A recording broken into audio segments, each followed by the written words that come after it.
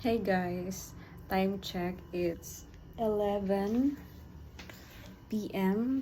Pakita ko lang sa inyo saan ba yung isang phone ko kasi you have to see guys na it's 11 p.m. talaga. Ayan. See that? 11:43 p.m. At syempre hindi pa ako natutulog, no? Kasi may biyahe kami 2 a.m. At natatakot na ako guys kasi baka hindi ako magising sa alarm ko. So, we changed the time. Ginawa namin 1 a.m. para makatulog kami sa bus. So, ganito po guys kahirap yung trabaho namin. Charis. Hindi po kami natutulog tapos maliligo pa ako ngayon. Midnight guys, pero maliligo tayo. Kasi pagdating natin doon, diretso tayo trabaho. So, di ba? If you could just imagine that, Charis. So, since it's 11:43 a.m., maliligo na muna ako, guys. So, samahan niyo ako kasi pupunta tayo ng Surigao del Sur sa Tandag City, guys. Doon tayo mag-validate or mag-work, guys. So, see you later. So guys, nandito na nga pala kami ngayon sa terminal. It's 12:30 a.m. and eto naghihintay na kami ng bus guys. And finally nakapasok na rin kami sa bus. And as you can see guys, it's 2:53 na guys. Ganun kahaba yung oras na inintay namin bago umalis yung bus. At umalis talaga siya guys around 3 a.m. So eto tayo ngayon. Eto na guys, diretso na rin tayo sa field. And yes guys, of course, sobrang init. Pero sanay na tayo dyan. Nasanay na talaga tayo guys sa ganitong trabaho at syempre mahal natin yung trabaho natin, di ba? Gustong-gusto natin yung nakakatulong tayo sa mga farmers at sa ibang tao guys. So thank you always Lord for everything. So ayan guys, as you can see, sobrang init talaga nito. But eto, nagbabalidate pa rin tayo guys. So let's go.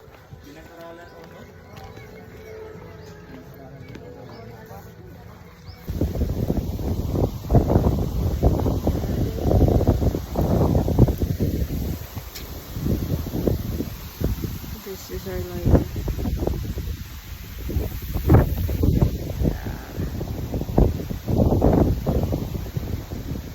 It's 2 p.m. guys. So,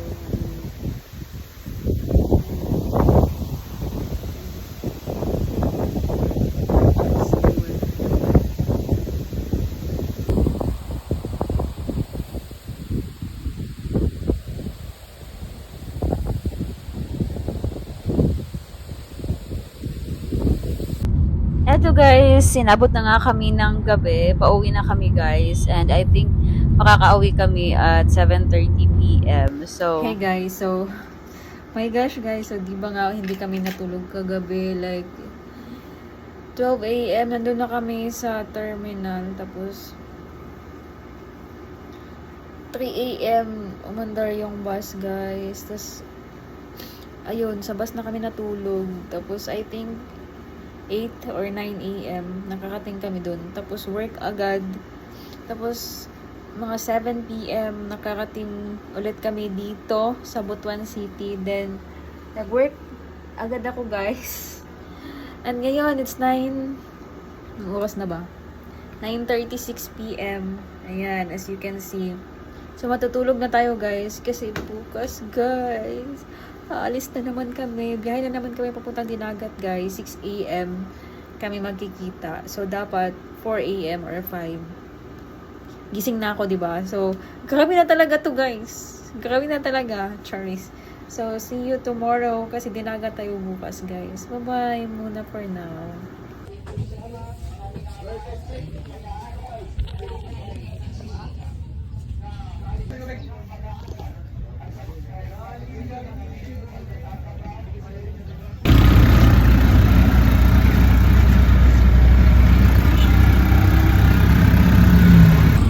guys, fast forward on the following day, pumunta naman kami ng Magallanes, Agusan del Norte.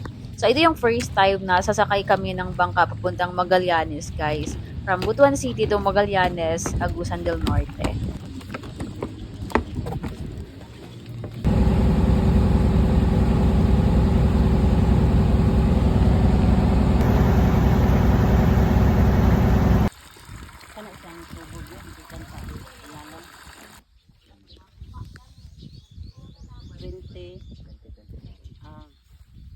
Sunod tuig babatin.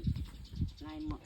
And as you can see guys, yes guys, sobrang init ulit guys. So, sino ba namang hindi iitim, di ba? So, ayan guys, sobrang init talaga niyan. As in, kung hindi kayo sanay sa init, huwag nyo nang ipagpatuloy guys. As you can see, sobrang init, but again, I'm loving it guys. Anong mga libre sa kayo mo na ginailangalan dito? And guys, fast forward, nandito na naman tayo ngayon sa Dinagat Islands guys. So, for today's video, it's Friday na guys. 5 p.m. Kaya may pupuntahan muna kami bago kami uuwi. So, eto na guys, pupunta muna kami dun sa kabilang isla. Kasi, dahil nga Friday na, 5:30 p.m. na tong time na to. So, pupunta na kami doon sa isla guys. Guys, as you can see, sobrang ganda talaga ng Dinagat Islands. Unlike Siargao guys, maganda din naman talaga ang Siargao, but it's it's very crowded na guys, or marami ng tao doon. Kung i-compare mo dito sa Dinagat guys, alam mo yung wala ba talaga siyang masyadong tao at konti lang yung turista na nandito. Pero sobrang ganda guys. Para talaga siyang Palawan vibes. Ganun. As in, sobrang ganda. Mamamangha ka talaga dito sa Dinagat Island. Same naman sa Siargao. But again, dito sa Dinagat, hindi pa masyadong crowded at konti pa lang yung mga tao na nandito. Tingnan nyo naman guys.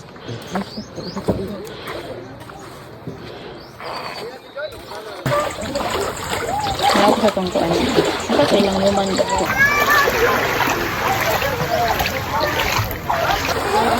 Bijuan. Sabi ka hot.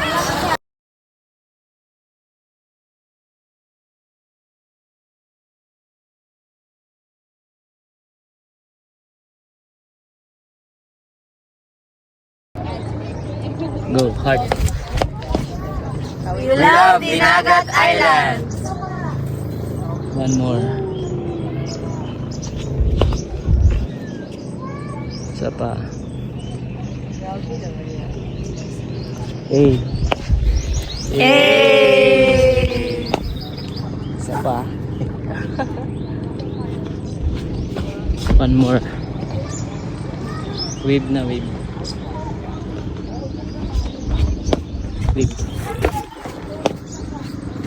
Okay. Goods. And pabalik na nga kami guys sa kabilang isla. And eto guys, ipapakita ko ulit sa inyo ang ganda ng Dinagat Islands.